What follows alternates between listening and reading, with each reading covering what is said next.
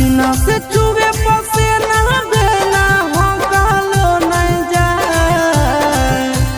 हाय रे कूलिंग करे वाला चोली दे पिया मंगा। हाय रे कूलिंग करे वाला चोली दे पिया मंगा।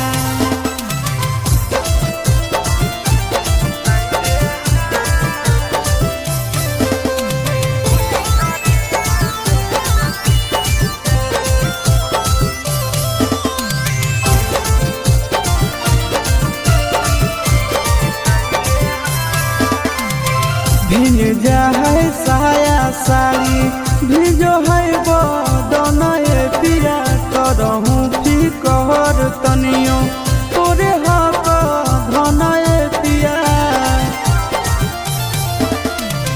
भिज जाए साया साड़ी भिजो है बदनए पिया करहूँ की कहर तनियो तोरे हक धनए पिया। भीतर वाला बात देवरा से कहलो नहीं जाए। हाय रे कूलिंग करे वाला चोली दे पिया मंगा। हाय रे कूलिंग करे वाला चोली दे पिया मंगा।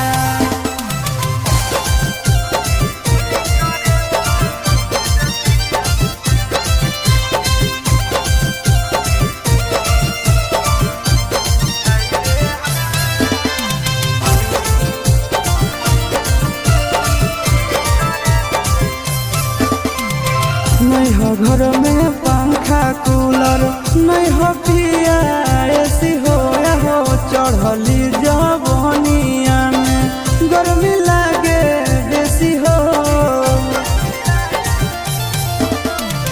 नहीं हो घर में पंखा कूलर नहीं हो पिया ऐसी हो या हो चढ़ली जवनिया में गर्मी लागे बेसी हो।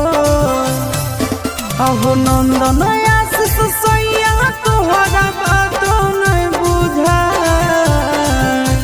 हाय रे कूलिंग करे वाला चोली दे पिया मंगा।